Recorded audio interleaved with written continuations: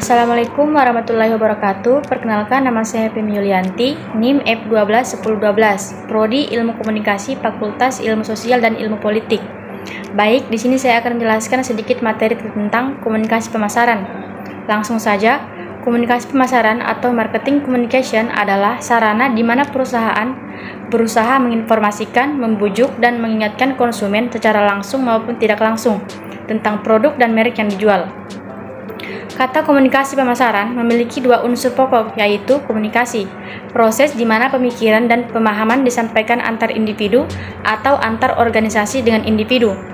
Komunikasi sebagai proses penyampaian pesan yang merupakan gagasan atau informasi pengirim melalui suatu media kepada penerima agar mampu memahami maksud pengirim.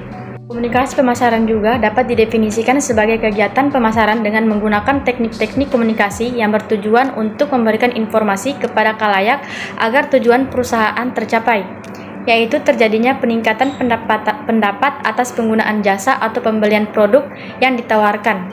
Model komunikasi pemasaran juga meliputi yang pertama, sender atau juga disebut sumber. Yang kedua, pemasar, menentukan bagaimana pesan itu disusun agar bisa dipahami dan direspon secara positif oleh penerima, dalam hal ini konsumen. Keseluruhan proses dari perancangan pesan sampai penerima, penentuan jenis promosi yang akan dipakai disebut proses encoding. Yang ketiga, menyampaikan pesan melalui media. Yang keempat, proses memberikan respon dan menginterpretasikan pesan yang diterima. Yang kelima, umpan balik atau feedback atas pesan yang dikirimkan. Pemasar menginformasikan apakah pesan yang disampaikan sesuai dengan harapan, artinya mendapat respon atau tindakan yang positif dari konsumen, atau justru pesan tidak sampai secara efektif.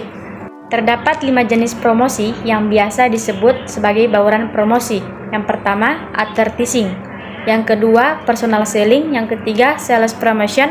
Yang keempat, public relation. Yang kelima, direct marketing. Selanjutnya, komponen komunikasi pemasaran. Dalam melakukan kegiatan konsumsinya, seorang konsumen dipengaruhi oleh beberapa faktor yang membentuk pribadinya. Faktor-faktor tersebut dapat digolongkan menjadi faktor internal dan faktor eksternal. Menurut Jaslim Saladin 1999, faktor-faktor yang mempengaruhi perilaku pembeli yang pertama itu kebudayaan, antara lain budaya, subbudaya, kelas sosial. Yang kedua, sosial, meliputi kelompok referensi, keluarga, peranan, dan status. Yang ketiga, pribadi, meliputi usia dan tahap daur hidup, pekerjaan, keadaan ekonomi, gaya hidup, kepribadian, dan konsep diri. Yang keempat, psikologis, meliputi motivasi, persepsi, belajar, kepercayaan, dan sikap. Elemen-elemen dasar dari komunikasi pemasaran agar dapat membuat komunikasi pemasaran yang baik.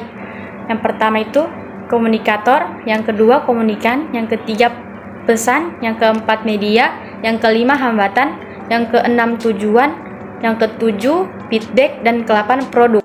Selanjutnya, proses komunikasi pemasaran. Dalam melakukan pembelian, konsumen memainkan peran yang berbeda-beda. William J. Stanton membagi peranan pembeli menjadi 5. Yang pertama, pengambil inisiatif. Yang kedua, orang yang mempengaruhi.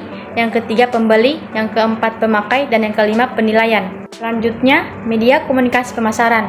Seorang yang bekerja sebagai marketing communication memiliki tugas utama, yaitu memilih media partner, tentunya dengan kerjasama yang saling menguntungkan. Ada beberapa media komunikasi yang digunakan oleh pemasar untuk menyampaikan pesan. Yang pertama, periklanan. Yang kedua, promosi penjualan. Yang ketiga, hubungan masyarakat. Yang keempat, penjualan personal. Dan yang kelima, pemasaran langsung. Mungkin hanya itu yang dapat saya sampaikan. Lebih dan kurangnya mohon dimaafkan. Wallahul muwaffiq ila aqwamit thoriq. Wassalamualaikum warahmatullahi wabarakatuh.